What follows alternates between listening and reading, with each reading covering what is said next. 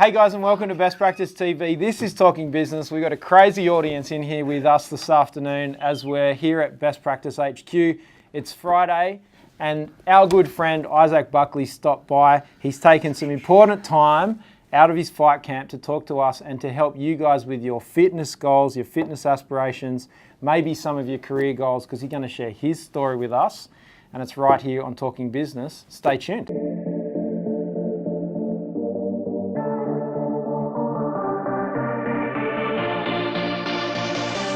We're bringing great people to you. They're talking leadership, they're talking strategy, they're talking innovation, they're talking creativity. They've got the big ideas. This is Talking Business. So, I mean, we're here, we talk, in these episodes, we talk about talking business for this audience. And I think it's probably time for you to maybe introduce yourself, because I haven't told them anything about you, is sort of who you are, what you're passionate about, and what you're becoming famous for. I am Isaac Buckley. I'm 30 years old. I'm passionate about family, surfing and boxing, and I'm pursuing a career in boxing. Absolutely fantastic. And I think that's, that's what we're really grateful for, to take some time out of your fight camp, which is pretty intense. And from what I see, you're taking a very professional approach to it. So maybe talk us through, you've got a plan. Maybe just talk us through that plan that you've got for for this upcoming campaign. Coming away with a victory and getting another step closer to that state title belt. Mm-hmm. And then, from there, I mean, obviously the Aussie title, and then, an international or like an oceanic title, and then, look for that world ranking and go from there. Perfect. So when you talk about that journey, when you're thinking about those, and obviously things come along in any plan, whether it's a business plan or a competition plan, what sorts of timelines are you starting to think about, for those sorts of things? Do you talk, in boxing, do you talk seasons? Do you talk campaigns, durations? Yeah, I mean, it's a tricky one because you're only as, useful as your ranking. Mm-hmm. So, by the end of the year, I want that state belt. Yep. And then next year, I'm definitely getting that Australian belt. Yep. And then, from there, we'll just reassess. But that's the goal. So I obviously train with Jake Butcher, who's here behind the cameras, and he just, he helps me just be a CEO that can stay standing on my feet day to day and talking stupid stuff to this camera. But from your perspective, because you take someone like you who's a highly competitive athlete that is at the sharp end of the stick, from my perspective, what are some basic 101 fitness tips or tricks that you could give to someone who's, whether it's and you maybe bring that in from your surfing career or from a boxing career, that you think is sort of the 101 metrics for someone on a Monday to Sunday basis? I think the biggest thing for me is that you just have to be real. Yep. With yourself. You cannot lie to yourself. Like, say you're doing a plank, and it's a 3-minute plank. Like it's not. It's not. In the scheme of things, it's not that long. No, that's right. Yeah, and your mind is sitting there. It's after a session, and you're sitting there, and you go, I can't do this. I cannot do this, and it's rubbish. Like you have to silence that voice in your head that tells you that you can't do something. Like you have to. You got to push the limits, and you got to push the boundaries, and see what's really possible, because it's pretty exciting when you do push through those thresholds and realise that you're actually a lot stronger than you think. Yeah, absolutely. So tell me about your surfing career. What did that look like? Tell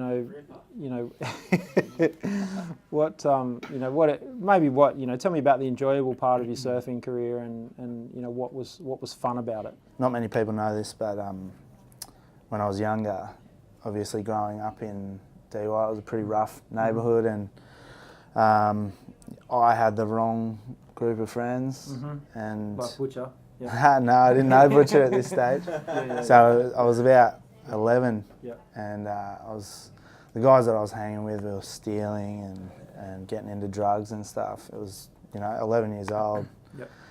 So it was setting up to be a pretty, one-way ticket. And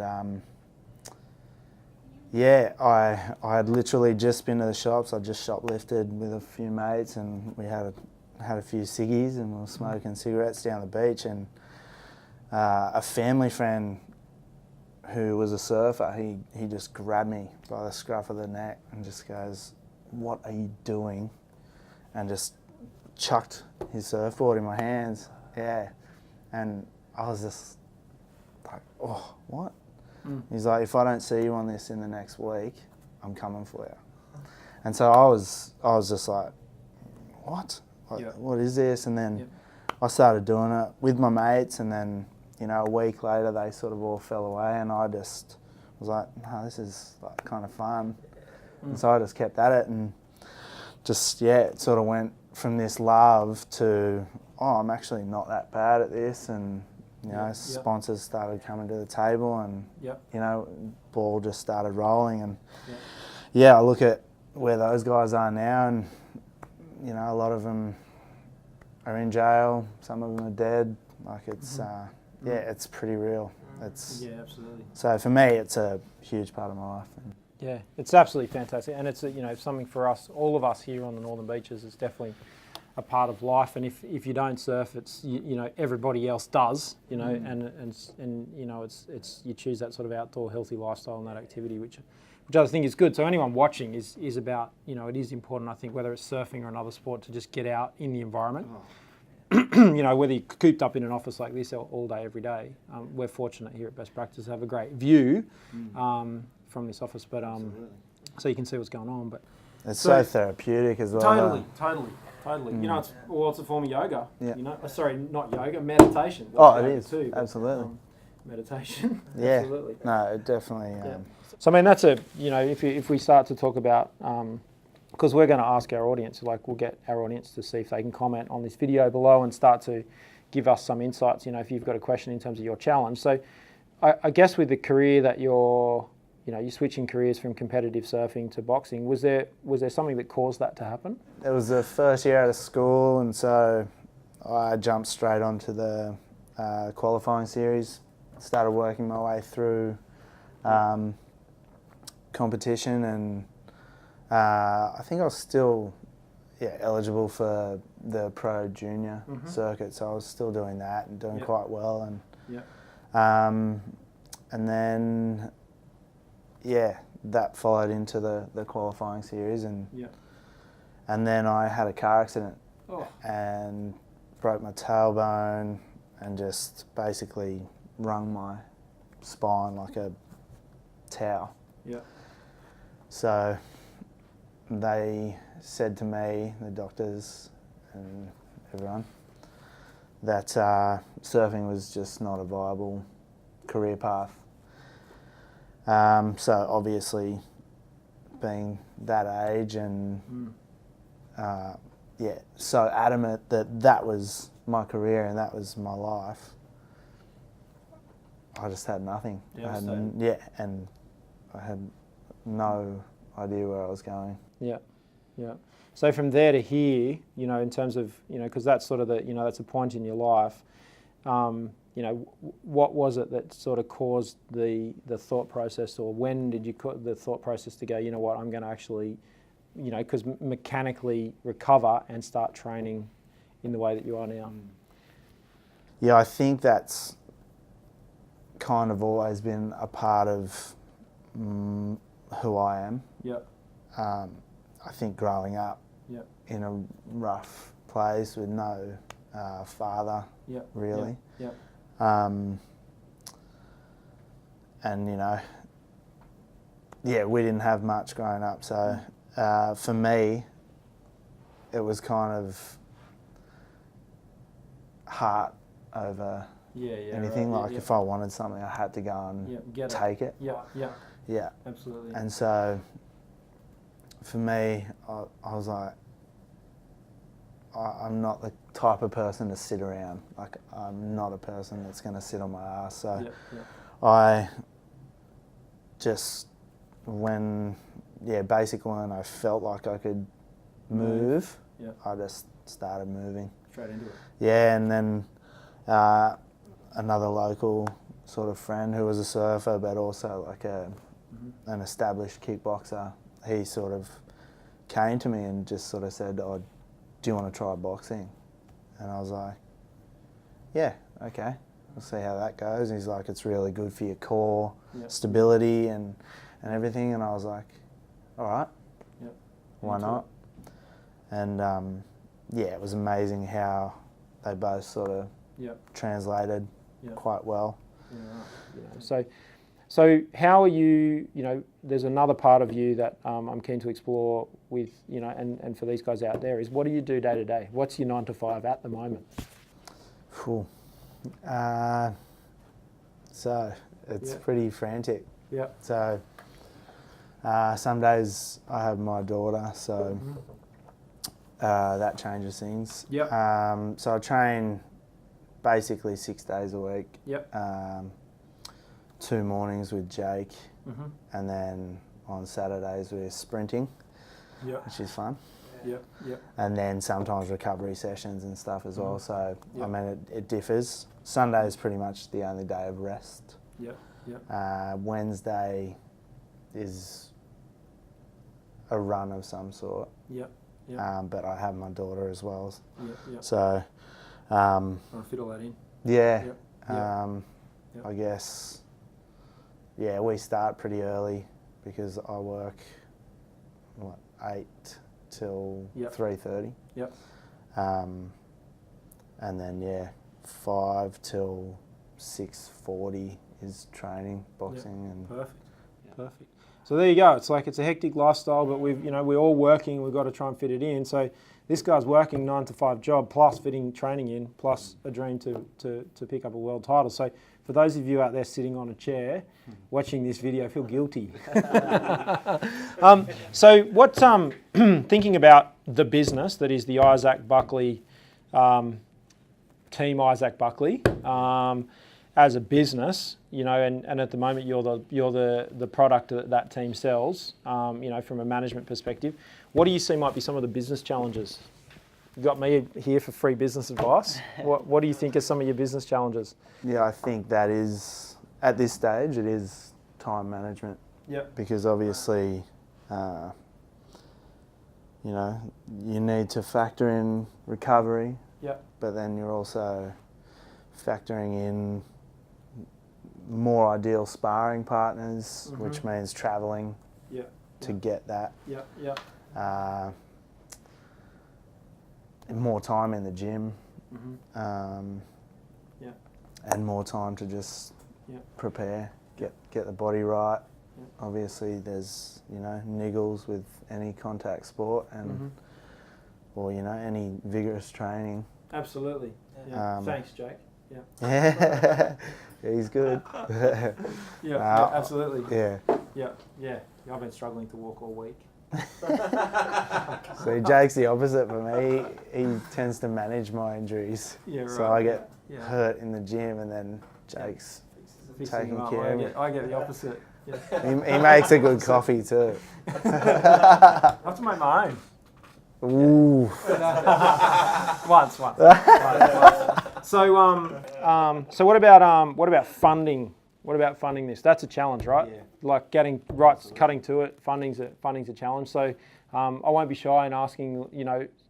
If you see a leverage opportunity in terms of what Isaac's doing, and you see that there's an opportunity to, with Isaac's followers, don't be scared to reach out to either us here at Best Practice TV or Isaac directly, where he's looking for support. He's looking for financial support for what we're doing, and I'm going to be blunt, and I'm going to say that that's what we're here to. We're not just here to talk about that because we want to share the story. So he will do paid speaking engagements, and also he's very good at looking after his sponsors on Instagram. So I want you guys to go find Isaac on Instagram. We'll put his handles in.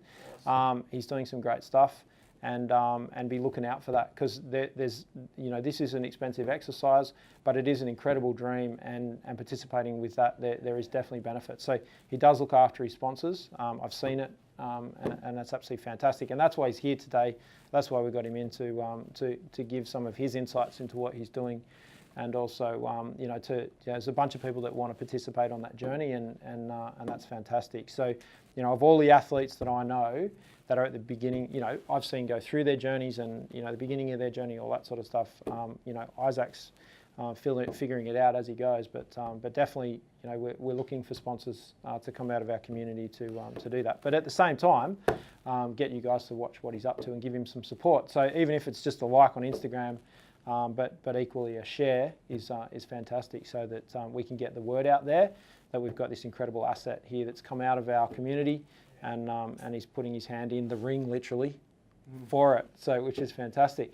So from my perspective, I think there's definitely a couple of things that you running your business, because this is a business, right? It's a startup, and treat it like a startup. You've got your plan, and then there's any business has maybe a number of things that it sells, or a number of ways of generating revenue. So there's the traditional boxing way of generating revenue, which is fight purse and that sort of process. But then there's the sideline thing. So Isaac can assist, and he can come and tell his story and that sort of stuff, and it's fair financial exchange for that process, because that'll go into contribution to achieving this great dream. But some of the other things is starting to look at what are the other aspects of that process. So guidance and advice. So I assume, are you giving any juniors any support in terms of boxing training at this point? Or Yeah, that's maybe in the future. I try and mentor most of the kids that are in the gym with us. Yep.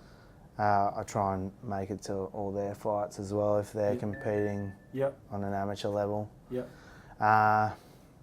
Also, being a school teacher, I work with kids with intellectual and emotional disabilities and behavioural disabilities as well. So I use boxing with them just to build a rapport and to get out some of that frustration and to just build a bit of self-esteem in these kids as well. So I find it's such a useful tool. It is absolutely fantastic. So what advice, and we've got a couple of sort of template questions we use here in Talking Business. One of them is... that was probably so sidetracked. No, that's fine. Probably didn't answer the question at all.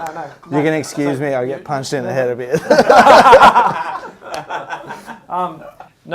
Look, I think part of the process is the reflective questioning. So from a business plan perspective, if you look at successful boxing careers in terms of how they get the house, right? So there's the journey towards the title, but then there's the house, and there's, because that's obviously it, right? That's what we're all trying to do is, someone in one of our interviews this morning talked about, finding the cave for your family. Sure. So when we're talking to Lee Dean, and he was that analogy. Maybe what I'm trying to say is, don't feel the anxiety around, have I chosen the right thing? It's, do you have the right skills to just excel at whatever you're doing? Absolutely. And the way to do that is set a goal, develop a bit of a strategy or a plan, and then efficiently invest all your 70 to 20-minute segments of a day into going, okay, that's how I'm going to go forward. Yeah. Pretty straightforward. Yeah. So for our audience out there, for your fight camp and your campaign, what do you need? Like, what's on the shopping list? I guess it's bums on the seats. Yep. Is one of the ways. Yep, absolutely. Yeah, I mean, just money, really. Yep. At this stage, it's just, things cost money. Absolutely. Time is money. Yep. And so when's your next competition? When's your next fight? 1st of July. 1st of July 2017. Yeah. So if we see this, and if you're a Sydney local, or if you want to come in internationally to see that, reach out to us here at Best Practice. I'm sure there'll be a crew of us all there to support you on the 1st of July 2017. But after that, we'll keep a close eye on what Isaac's doing and share it with our audience. So definitely an opportunity to reach out there and get some exposure. He's got a great Instagram following, a lot of great people there. That'll be a great event, and something that definitely a bunch of sponsors can leverage from. And if you want Isaac to come and see you in your office at your work, then that's definitely something that can be organised as well, just to share his experience and give your troops a bit of motivation if boxing's your thing. So I think we might wrap it up there. This has been Talking Business, and it's been a lot of fun. And if you've got questions or comments, don't forget to hit Isaac Buckley's Instagram page. Any other social media? I'm about to jump back on Facebook. Back on Facebook. Yeah, okay. Fair enough. So check out Instagram, and you can see what Isaac's doing in terms of training, what Jake's helping him with Jake Butcher down there at J-Train. So thank you, James. And we will see you next time on Talking Business right here on Best Practice TV if you subscribe to our YouTube channel, because if you don't, you're going to miss out. Hit the Facebook page for Best Practice, hit Instagram, hit Twitter, and have a look for us on LinkedIn. We'll see you next time, Best Practice TV. Thanks, mate.